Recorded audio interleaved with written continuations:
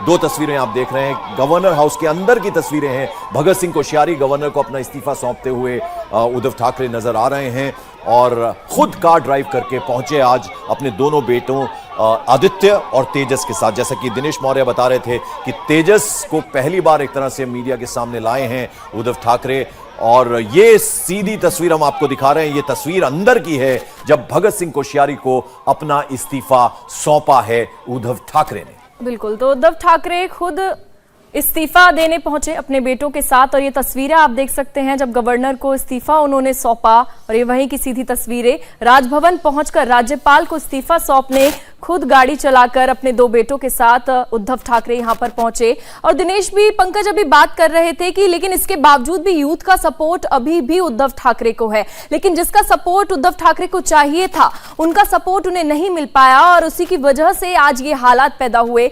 तो राज्यपाल को ये जो तस्वीर आप देख रहे हैं, इस्तीफा सौंपते हुए उद्धव ठाकरे राजभवन पहुंचकर राज्यपाल कोश्यारी को इस्तीफा उन्होंने सौंपा, और अब वहां से उद्धव ठाकरे मातोश्री के लिए रवाना हो चुके हैं। बहुत देर नहीं लगी क्योंकि अपने इस्तीफे का ऐलान रात 9 बजे उन्होंने फेसबुक लाइव के जरिए कर दिया था, और कुछ ही देर के लिए रुके अंदर, अपना इस्तीफा सौंपा, बाहर निकले, खुद गाड़ी ड्राइव करके आए थे अपने बेटों के साथ। अनिल परब भी उनके साथ थे और अब मातोश्री के लिए रवाना हो गए। लगभग आधे घंटे का वक्त लगता है। दिनेश मौर्य हमारे साथ। दिनेश, मेरी आवाज मिल रही है आपको?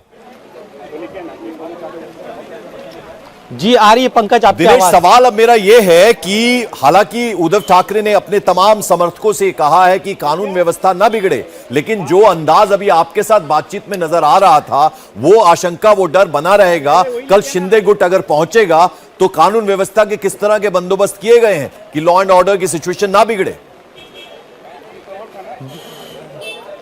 देखिए, पूरी मुंबई में करीब 25 से ज्यादा डीसीपी और अबव रैंक के अधिकारी कल सड़क पर तैनात रहेंगे। इसके अलावा करीब 750 से ज्यादा एपीआई पीएसआई तैनात रहेंगे। एसआरपीएफ की 10 कंपनियों को तैनात किया गया है। मेल पुलिस के जवान करीब जो है वो 2000 से ज्यादा रहेंगे। फीमेल पुलिस के जो जवान हैं वो उनकी संख्या करीब 1250 के आसपास रहेगी। इसके अलावा एडिशनल पुलिस फोर्स को स्टैंड बाय पर रखा गया है। मुंबई पुलिस जानती है कि शिवसैनिकों का जो इतिहास रहा है इस शहर में वो काफी हिंसक रहा है। भले ही उद्धव ठाकरे ने अपील की हो कि कोई भी सड़क पर ना उतरे, उनका विरोध ना करे, लेकिन जिस तरह का उग्र प्रदर्शन हमने पिछले कुछ दिनों में महाराष्ट्र में देखा है तो वो दोबारा तस्वीरें दिख सकती है। और इसी आशंका के मद्देनजर मुंबई पुलिस जो है वो किसी भी तरह का जोखिम लेना नहीं चाहती है।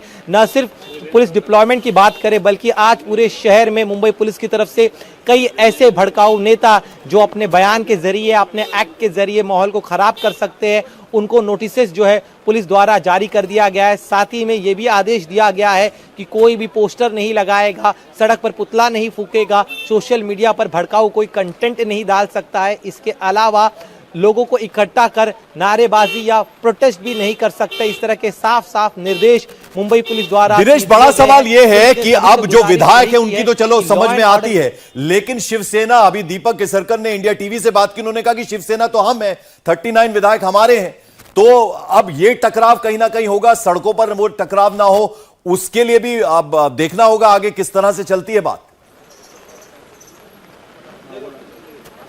जी बिल्कुल, देखिए ये तो लॉ एंड ऑर्डर का इशू हुआ है, लेकिन देवेंद्र फडणवीस अब सत्ता बहुत जल्द संभाल सकते हैं और उनकी जो छवि है वो एक सख्त प्रशासक के तौर पर है और गृह मंत्री के तौर पर भी अपने पिछले कार्यकाल के दौरान उनका काम बहुत ही अच्छा रहा है। तो ऐसे में सड़क दो शिवसैनिकों के, शिवसेना के अलग अलग गुटों की वजह से महाराष्ट्र का लॉ एंड ऑर्डर ना बिगड़े, ये चुनौती जो है जो नई सरकार बनेगी उनके ऊपर रहेगी। तो ये एक मसला है, लेकिन शिवसेना के लिए इस हिंसा से ज्यादा या फिर जो टकराव होगा उससे ज्यादा फिर एक बार अपने आप को खड़ा करना होगा, क्योंकि मुंबई को अगर छोड़ दे तो लगभग पूरे महाराष्ट्र से शिवसेना जो है उनके विधायक अब उनके साथ नहीं रहे हैं। मुंबई से भी करीब 5 विधायक जो है शिवसेना का साथ छोड़ चुके हैं। तो अब बड़ी लड़ाई शिवसेना की अब इन बागी विधायकों के साथ नहीं बल्कि अपने अस्तित्व को लेकर होगी कि किस तरह से फिर एक बार शिवसेना को खड़ा किया जाए, फिर एक बार कैसे जमीन पर जो कार्यकर्ता थे जो शिवसेना के नाम पर,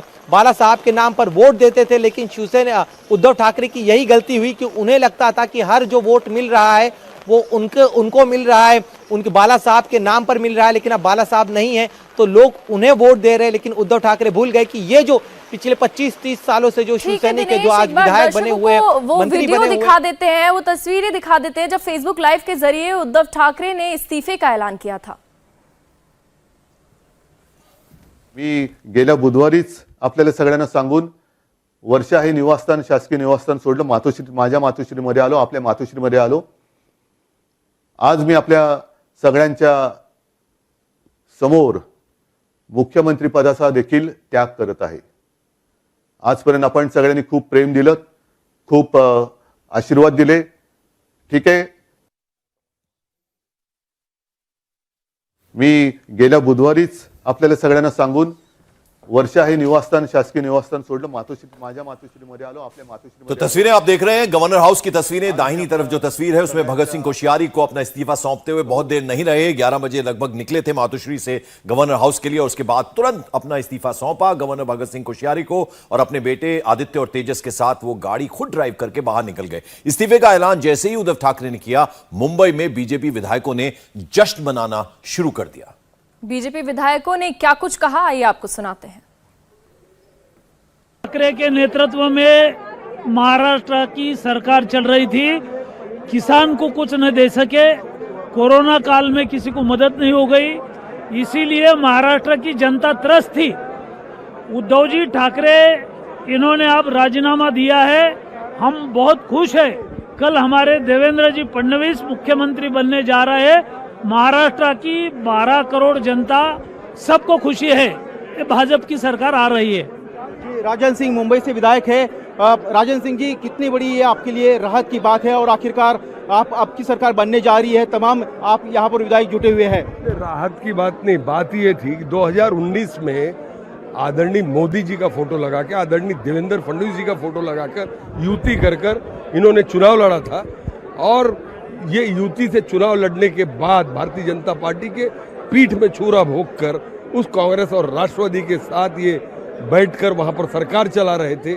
आज ये उत्सव की बात है, ये सही बात है कि उन्हें समझ में आया, जो 50 लोगों ने उनकी बगावत किया, कि भारतीय जनता पार्टी के नाम पर चुनकर आने वाले लोग वो किस प्रकार से आगे वो करेंगे, इसलिए वो उन्होंने हमारे साथ आने का काम किया और ये सरकार का इस्तीफा आज उद्धव जी को देना पड़ा। जो है बुलढाना जिले से विधायक है, क्या उद्धव ठाकरे और महाविकास आघाड़ी के लोगों ने हथियार क्यों डाल दिए, क्या आपको लगता है?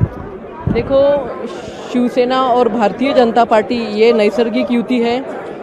30-40 साल से एक विचारधारा हिंदुत्व का विषय लेके वो जनता में काम कर रही है और जिस तरीके से उद्धव साहब की सेना यहाँ पे सोनिया सेना का काम कर रही थी, ये बात उनके ही परिवार के लोगों को चुभ रही थी और वो नाराजी व्यक्त करके उसमें बाहर गिरे। और आज का ये जो सुप्रीम कोर्ट का निर्णय है, इसका ना कोई भारतीय जनता पार्टी, पूरे हिंदुत्ववादी जो विचार के लोग हैं, ये इसका स्वागत कर रहे हैं। क्या आखिर कारण है, कहा उद्धव ठाकरे और महाविकास आघाड़ी फेल होगी? महाविकास आघाड़ी सरकार ही विश्वासघात करके बनी हुई सरकार थी। पीठ में खंजीर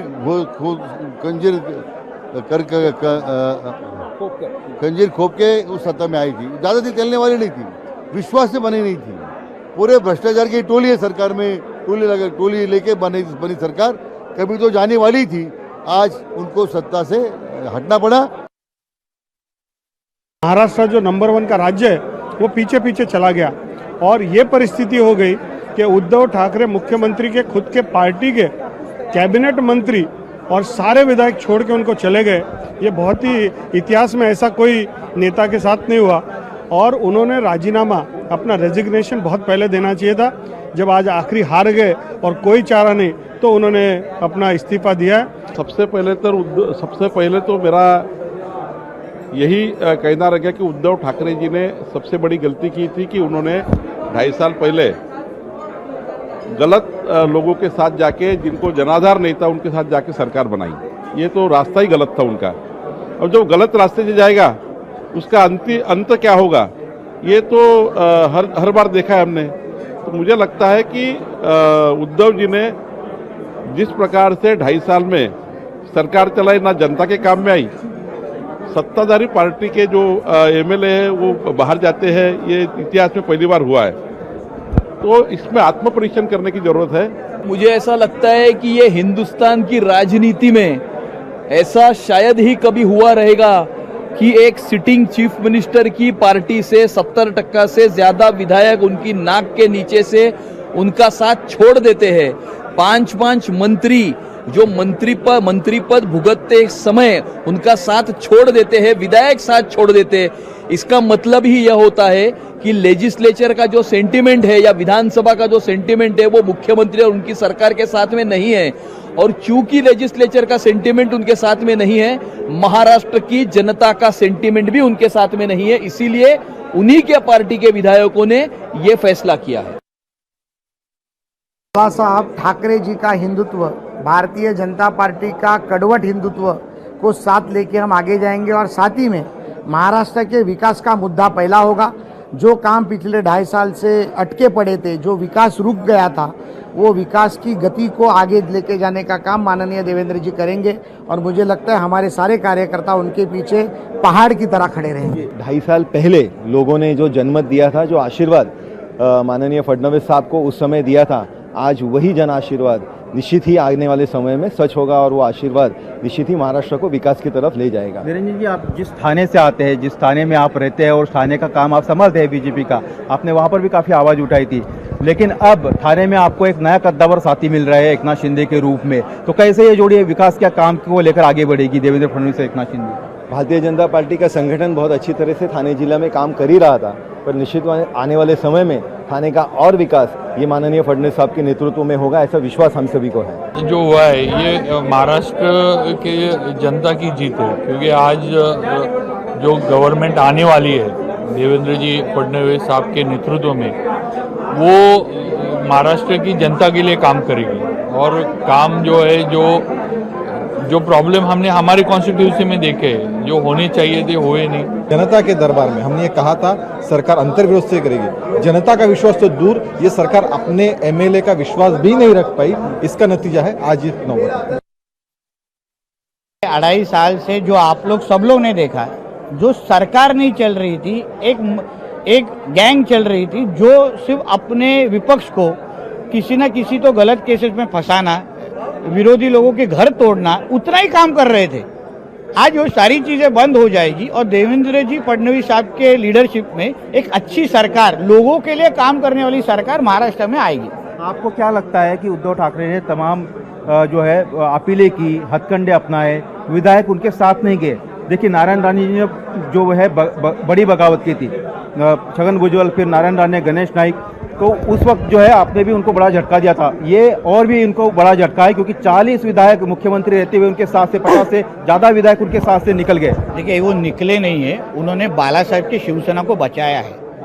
आप एकनाथ शिंदे जी की भूमिका समझ के लीजिए, उन्होंने कोई बगावत नहीं की है, मगर बाला साहब की शिवसेना जो खत्म करने का काम उद्धव जी कांग्रेस और राष्ट्रवादी के साथ मिलकर कर रहे थे, उसको बचाने का काम वो एकनाथ शिंदे जी ने किया है और एकनाथ शिंदे जी ही असली शिवसेना है और वो शिवसेना को आगे लेके जाएंगे। आपको बुरा ऐसा लगता है कि उद्धव जी ने सबको छोड़ा, उद्धव जी ने हिंदुत्व छोड़ा, उद्धव जी ने खुद के विधायकों को छोड़ा, मगर उद्धव जी ने कांग्रेस और राष्ट्रवादी को छोड़ा नहीं। ये बुरा लगता है। अगर उनको सच्ची अपनी पार्टी पे प्यार होता, सच्ची अपने पिताजी के विचारों पे प्यार होता, तो वो अपने विधायकों के साथ रहते। आज जो उनकी जो हालत हुई है वो उसी के वजह से हुई है और आने वाला वक्त उनको सोचना चाहिए कि जो पार्टी अभी जो उनके हाथ से ही निकल गई है, अभी उनको अस्तित्व क्या है, इस बारे में उद्धव जी और उनके बेटे ने सोचना चाहिए। इंडिया टीवी हर वक्त हर जगह डाउनलोड करने के लिए सर्च करें India TV news Google play store या ऐप स्टोर पर।